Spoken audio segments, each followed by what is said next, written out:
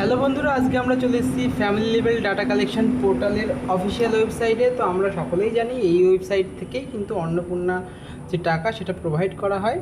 তো যারা যারা অন্নপূর্ণা ভাণ্ডারের টাকা এখনও পাননি, অর্থাৎ এই আগস্ট মাসের 17 তারিখে টাকা পাননি, তারা কী করলে মাত্র এই আগস্ট মাসের এক সপ্তাহের মধ্যে আপনার ঠিক টাকাটা ঢুকে যাবে। তো সেটা দেখার জন্য আমাদের ভিডিওটি অবশ্যই দেখতে হবে। তো আর চ্যানেলে যদি নতুন হয়ে থাকুন তাহলে চ্যানেলটি সাবস্ক্রাইব করে রাখবেন, পাশে থাকা বেল আইকন প্রেস করে রাখবেন, লাইক কমেন্ট শেয়ার করতে কিন্তু ভুলবেন না। তো যেটা করতে হবে আপনাকে, এই ফ্যামিলি লেভেল ডাটা কালেকশন এই লেখাটা লিখে যে কোনো ক্রোম অথবা গুগল ব্রাউজার লিখে সার্চ করবেন। তো সার্চ করার পরে ঠিক এরকম একটা ইন্টারফেস দেখাবে। তো আপনারা অ্যাক্সেস সিটিজেন পোর্টাল এই অপশনটাতে ক্লিক করবেন। করার পরে আপনার যে ডিস্ট্রিক্ট সেটা আপনারা যার ডিস্ট্রিক্ট সেটা আপনারা সিলেক্ট করে নেবেন। যে নাম্বারটা আপনি অফলাইন বা অনলাইন ফর্ম ফিল আপ করার সময় দিয়েছিলেন সেই নাম্বারটা ইনপুট করবেন। তারপরে এখানে ক্যাপচা রয়েছে, সেই ক্যাপচাটা ফুলফিল করবেন।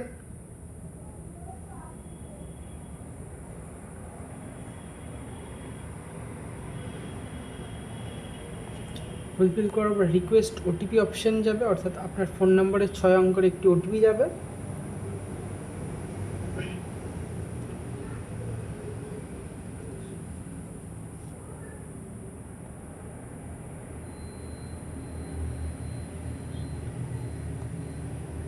তো ওটিপি ক্লিক করার পরে দেখতে পাচ্ছি আমরা অ্যাপ্লিকেশন সাবমিট।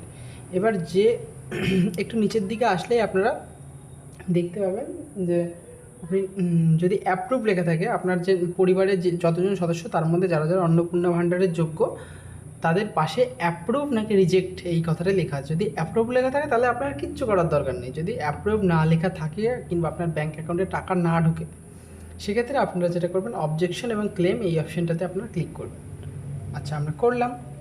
এবার যদি আপনি অন্য কারো নামে অবজেকশন করতে চান, অর্থাৎ সেই ব্যক্তি যোগ্য নয় কিন্তু টাকা পেয়েছে, সেক্ষেত্রে এই অপশানটা আপনার জন্য অবজেকশন এগেনস্ট সামওয়ান।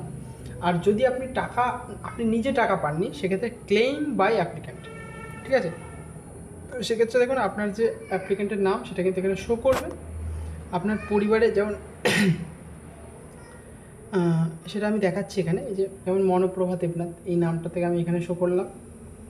এরপরে অ্যাপ্লিক্যান্ট ডিটেলস ইনকারেক্ট, আপনি ফর্মটা ফিল আপ করার সময় কোনো ডিটেলস ভুল করেছেন, সেক্ষেত্রে এই অপশানটা ক্লিক করবেন।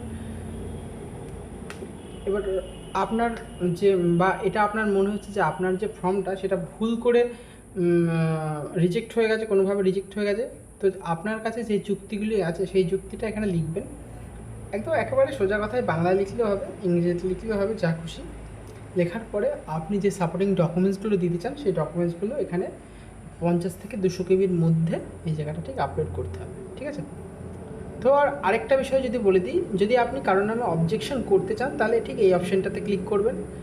এখানে যার নামে আপনি অবজেকশন করতে চান তার নামটা এখানে লিখবেন, তার বাবার নাম লিখবেন, আপনি সে কোথায় বাস করে সেগুলো এখানে দেবেন, গ্রাম পঞ্চায়েত নাম। যার নামে আপনি অবজেকশন করছেন তার অ্যাপ্লিকেশন নাম্বারটা এখানে দেবেন। দেওয়ার পরে সে হচ্ছে কি পশ্চিমবঙ্গের বাসিন্দা নয়, তার বয়স 25 থেকে 60 বছরের মধ্যে নয়, কিংবা সে স্যালারি পায় গভর্নমেন্টের পরিবারের কেউ সেটা, নাকি সে ইনকাম ট্যাক্স পেড করে না, সেটা লিখে এছাড়া আপনি তার নাম্বারে যদি আরও বেশি কিছু তথ্য দিতে চান সেখানে আপনি এখানে লিখে দেবেন সেটা। আর কিছু যদি ডকুমেন্ট আপনার কাছে থেকে থাকে যে সে এখানকার যোগ্য নয়, তাহলে এই জায়গাটা ডকুমেন্ট অপশানে ক্লিক করে সাবমিট অবজেকশনে ক্লিক করে দেবেন। পুরো ব্যাপারটা আমি আপনাদের বুঝিয়ে বললাম। আশা করি ভিডিওটি আপনাদের ভালো লাগবে। দেখা হচ্ছে পরবর্তী ভিডিওতে। ভিডিওটি দেখার জন্য অসংখ্য ধন্যবাদ।